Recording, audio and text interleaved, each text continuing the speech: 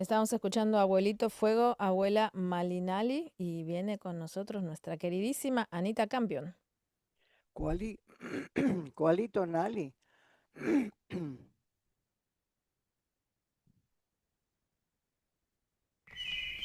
La cultura cura, con Anita Campion. Ahora sí, Cualitonali, Anita, ¿cómo estás? Quali Tonali, estoy muy bien. Aquí también con un poquito de frío. Ya los estamos siguiendo a ustedes con el frío, no tanto, pero un poquito. Pero fíjate que hoy en el calendario, Mariel, nuestro día es el día Tochtli. Ah, sí, el Tochtli conejo. es un conejito. Entonces, las cualidades que nos da este conejito es la cualidad de poder resolver todos aquellos retos que nos llegan cada día, porque todos los días hay retos, pero de una manera muy ingeniosa. Entonces, ese ingenio que a veces actúa sin tener todas las capacidades a la mano, los instrumentos, no, de repente se nos ocurre algo y lo solucionamos. Esa es la capacidad de Tochtli. Siempre andamos muy alertas como los conejitos que andan viendo para un lado y para el otro para ver si tienen alguien que los va a cazar, a comérselos, etcétera. Entonces tienen que resolver eso rápido. Ese es el día de hoy. Y también el día de hoy tenemos un tema para mí muy interesante porque estamos hablando nuevamente de la sincretización. ¿Qué quiere Sí. decir eso? ¿Qué fue lo que pasó después de la invasión que tuvimos en 1521 de los europeos que llegaron? No teníamos ni la mera información de qué cosa venían a hacer aquí, quiénes eran, de qué se trataba, era un mundo completamente aparte. Entonces, durante todos esos años hubo un proceso en donde las creencias, la vida, el estilo de vida antiguo tuvo que someterse a todo lo europeo, porque empezaron a llegar todo tipo de músicas, canciones, instrumentos, comidas, etcétera. ¿Y qué fue lo que pasó con nuestra propia tradición? Pues es lo que estamos descubriendo. En este momento vamos a hablar sobre la Masewalistli, la danza, los movimientos, la música, los instrumentos que tenían nuestros antepasados y antepasadas y cómo es que se hizo esa combinación. Vamos a decir que se hicieron acuerdos entre los invasores y los habitantes para poder subsistir, porque si no, como había una Santa Inquisición por 400 años, si tú no te sometías, te torturaban y te mataban. Entonces llegó el momento en que se tuvieron que hacer acuerdos, de eso estamos hablando. Entonces tú sabes que mi entrenamiento fue desde muy chica, desde muy joven, en la disciplina del yoga. Entonces para mí yo encontré eso, no fui a la universidad, yo escogí no ir a la universidad y tener mis conocimientos tradicionales con maestros tradicionales de esta disciplina. Pero al hacer esta disciplina tantos años, yo decía, bueno, yo vivía en México, tuvo que haber aquí mis antepasados, mis antepasadas tuvieron que tener alguna disciplina, pero yo no encontraba en aquella época maestros tradicionales, maestras tradicionales, porque todo el mundo andaba escondido. Todavía teníamos administraciones, gobernantes, que lo mismo que durante la Inquisición no nos dejaban poder llegar a la raíz de nuestra cultura. Entonces, imagínate que yo veía tú vas a los museos en México y ves figuritas de cerámica con posturas de yoga. Y yo decía, Ah, no es posible, no es posible, pero entonces aquí había algo. Eso wow. fue más que nada, María, lo que me incitó para empezar a buscar.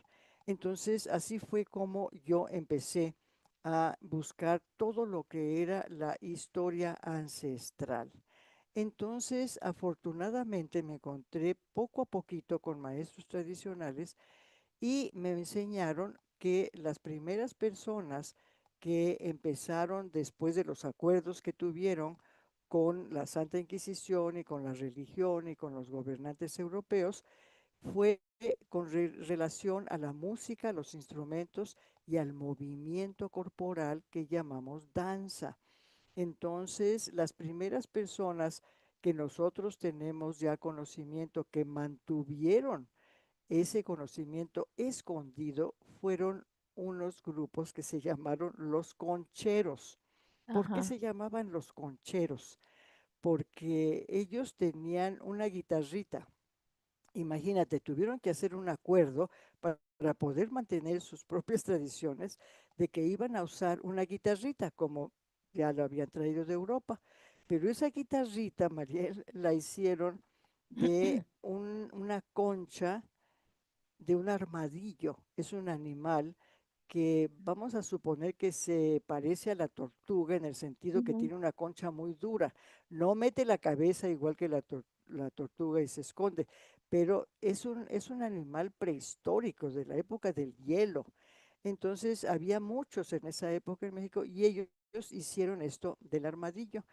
Le Entonces dicen tocan como en Sudamérica es el tatú carreta, le llaman también. exactamente, Ujú. exactamente. Entonces estamos viendo cómo las raíces del continente americano se conectan de Ujú. Sudamérica y del centro de México. Entonces con esa concha ellos tocaban una guitarrita en vez de tocar lo que ellos ya sabían, que eran los tambores, y entonces así los aceptaba la religión.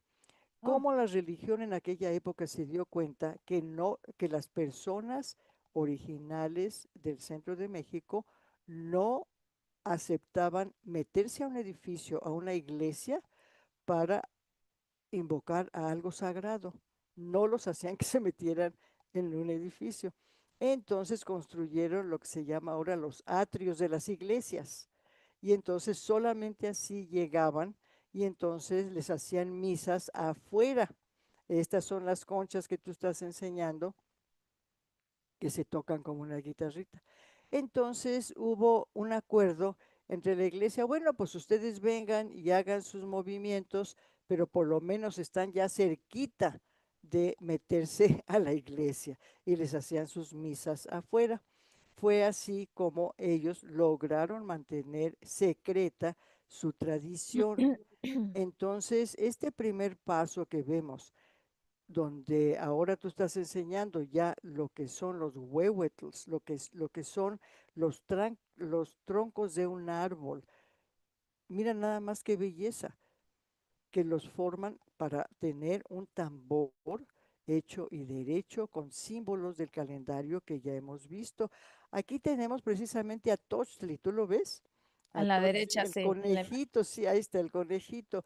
Y del lado izquierdo tenemos a lo que se llama la solteotl, que es la madre naturaleza, también un aspecto de la madre naturaleza, que es la que recicla todo lo que nosotros tiramos a la basura, toda la energía negativa que tenemos, ella la agarra, la hace de nuevo y es pura luz y pura nutrición que nos da. Entonces, estos huehuetls, ellos no tocaban huehuetls porque no los dejaban. Esos huehuetls ya salieron después. Te voy a platicar ahora cómo es. Bueno, yo vi a algunos danzantes por aquí y por allá, pero yo no tenía ni idea de qué cosa estaban haciendo y Ajá. cantaban unas cancioncitas muy bonitas, se vestían muy sencillamente, no como el que estás enseñando ahorita. No es la vestimenta de los concheros. Esta ya es una vestimenta que estás enseñando de lo que se llama la danza azteca. ¿Cómo fue que yo Ah, conocí esta danza azteca? Yo viví en Los Ángeles y entonces yo anhelaba conocer algo de México y un día andaba yo en un parque de Los Ángeles y oí un ujú, tambor y dije yo, pero ¿qué es eso? Pero muy fuerte, porque los huevuetos tocan muy fuerte. Me sí. acerqué y estaban unos danzantes vestidos más o menos como lo que tú estás enseñando, unas plumas gigantescas, unos atavíos muy sensacionales como de shows. Y Ujú. dije yo, pero ¿qué es esto? Y me fijé que había un hombre que era el jefe, que parecía un águila, parecía que estaba volando, ¿no? Que estaba danzando. Bueno, yo me emocioné de tal manera que durante los siguientes años, tanto con mi hija Iris como con mi hijo Manolo, nos aceptaron que fuéramos a los ensayos y ahí nos enseñaron estos bailes. Me di cuenta que estos bailes eran completamente al público. Nos reuníamos en parques, no Ujú. en teatros, aunque a veces nos invitaban a escuelas, a universidades, íbamos, pero era más que nada para atraer la atención de las personas, para que vinieran a ver y que se despertara esa memoria genética. Yo doy gracias a todos esos grupos de que me hicieron que yo despertara al ritmo del corazón de la madre naturaleza a través de los huehuetls. Ahora, ¿qué es lo que usábamos? No te voy a decir que usábamos ese vestido que acabas de enseñar. Era una cosa más sencilla, pero era muy de show. Teníamos los ayoyotes que estás enseñando, que son ¿Qué son como ayoyotes? sonajas. Ah, Los ok. ayoyotes, hay un árbol de ayoyote en México ¿Una que semilla? no sé cómo se llama en inglés, pero estas son las semillas de una fruta que da el árbol. Ajá. Entonces tienen que sacarlo de la semilla, lo pulen, lo secan y luego lo meten en estas cosas de cuero y se lo enrolla uno en los tobillos. Y cuando empiezas a hacer los pasos, suenan como sonajas. Eso es en los pies y además en las manos también tiene sonajas. Si fueran En- cascabeles, pero hechos de esta semilla. sí, pero los cascabeles que nosotros conocemos europeos son de metal De y es metal, un eso es de sonido semilla. muy diferente. Este es un sonido muy de sonaja Como natural. lluvia, como de lluvia parece el sonido, ¿no? Un Algo así. poquito de lluvia, sí, un poquito de lluvia. Entonces, sí, yo estuve pues danzando mucho tiempo con ellos y me Ah, dio mira, encontré, muchísimo. encontré el nombre del ayeyote, el nombre original, o como digo en latín, es Tebetia peruviana, el nombre común, codo de fraile, me encantó. Hueso, adelfa amarilla, nuez de la India, y es nativo de México, como mencionaste. Ayoyote, mira, ya aprendí algo más, con, con Y entonces, codo de fraile.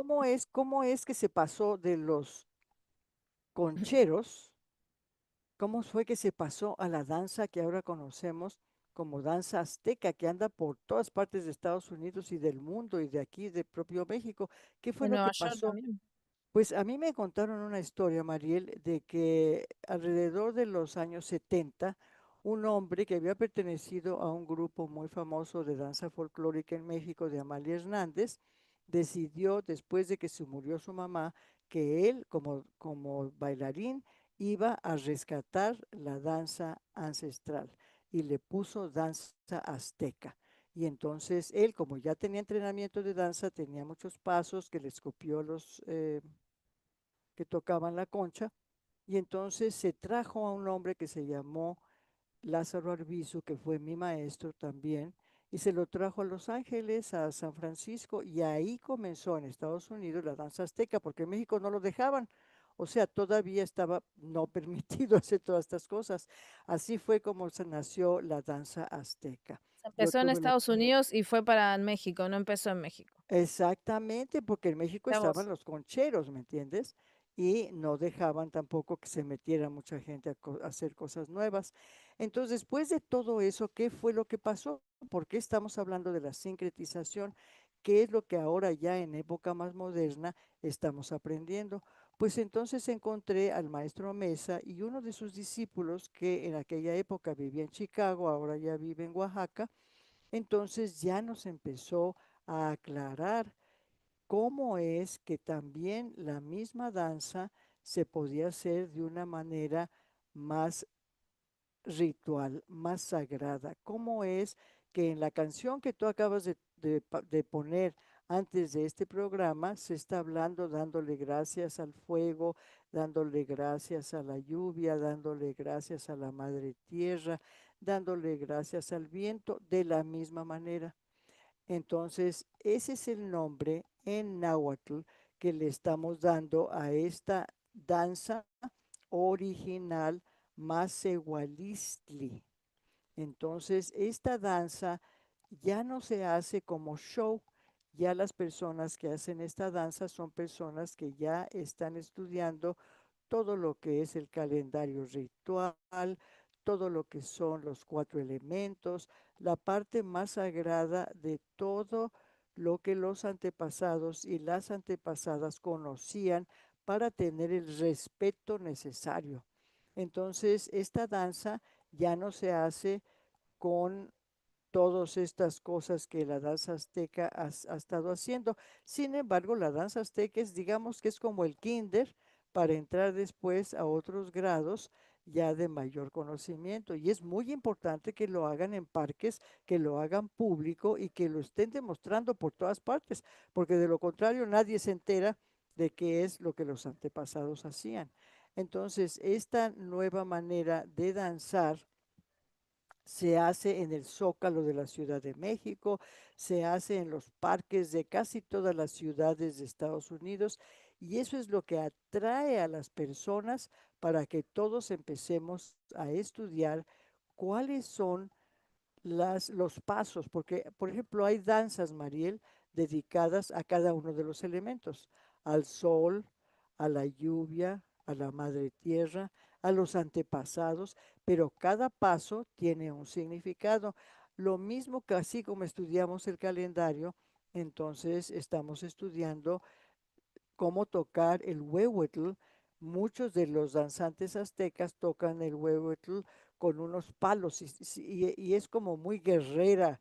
Los ritmos son muy guerreros, muy fuertes. Y Como entonces dijiste vos, espectacular, de película parece todo. de películas, sí. Y es muy bueno porque todas las personas alrededor del vecindario se enteran y tienen que venir a ver. ¿Qué está Entonces pasando? resulta muy bien. Pero ya en el Maserwalisti se toca con las manos.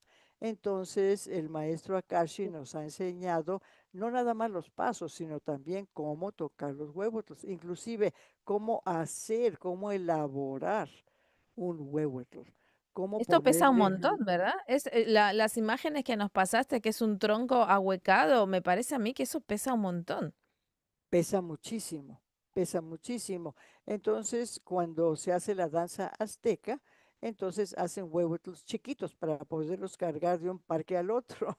Ya, Cuando sí. ya tienes un huehuetl en tu casa, pues entonces ya es diferente. Entonces tú ya ves los diferentes grados. Esto es lo que se le llama la sincretización, o sea, los acuerdos y los conocimientos que se van tomando para poder empezar que las personas, por ejemplo, que el maestro Mesa, que fue a visitar a las personas de conocimiento que vivían en las montañas más altas de Puebla. Ahí descubrió él todo lo que el conocimiento que nos está pasando. Ahí descubrió a Cache también todos los movimientos que nos enseña en la danza. Entonces, ahora tú ves que los danzantes aztecas, mira, aquí están los concheros, están con las conchas, la que pusiste antes. Los Ahí niños, están las conchas. Fíjate qué diferente esta indumentaria de la indumentaria de la danza azteca, pero la indumentaria de los totalmente niños no sé si diferente. es europea o no, no sé. Es una sincretización Bueno, también. esta es la concha que Ajá. estábamos hablando. Y se ponen las diademas con sus plumitas muy, muy sencillas. En cambio, la danza azteca pone plumas de faisán. Ahora, el faisán no crece en México, crece en Ah, China. ah, Entonces, todas esas plumas las traen de China. ajá. Entonces, se hace una mezcolanza, pero Hablando de tiene sincretización. hablando de sincretización, y aquí están los altares también que se ponen antes de hacer las ceremonias. Entonces ya otra etapa de la Masehualistli es aprender cómo se ponen altares, por qué se ponen altares, cómo se utilizan las flores, cómo se utiliza el copal, o sea, el incienso, a qué rumbos se va poniendo el altar, o sea, ya son conocimientos más internos. Entonces, esa es la sincretización, Mariel, los acuerdos que se hicieron. Afortunadamente, los antepasados sabían que iba a llegar un momento en que todas estas enseñanzas ya se podrían dar porque habría mayor libertad.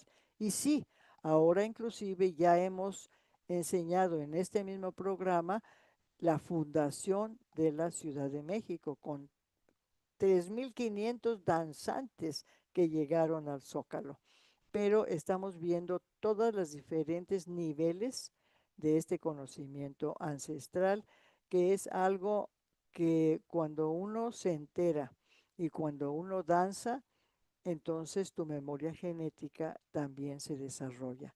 Es algo muy conectado con el símbolo del calendario que vimos hoy, o sea, Tochli. ¿Cómo es que tenemos esa capacidad de despertar nuestra memoria genética? Cada uno de nosotros ya llegamos con eso. Estamos programados como las computadoras que están programadas. Así nosotros llegamos con todas estas capacidades, pero sí se necesita una disciplina. Entonces, para mí ha sido maravilloso descubrir las disciplinas para desarrollo humano, desarrollo personal y colectivo que tenían nuestros antepasados en el centro de México, Mariel. Esa es la Masehualistli. ¿Qué te parece? ¿Ya te dieron ganas de danzar? La verdad que sí, porque así se conecta uno, ¿no? Dijiste que al bailar uno se conecta. Sí, entonces ahí donde tú estás en Nueva York hay una universidad, Bard, que también tiene personas que saben dónde conectarse con todos los grupos de danza. Sería maravilloso que se pudiera introducir este movimiento a todas las personas, todos los paisanos y las paisanas, inclusive las personas de otras nacionalidades. Por ejemplo, mi esposo, que también nació en Estados Unidos, él iba a las clases y le llamaba que eran Aztec Aerobics, porque es Ajá, fuerte, es bastante fuerte.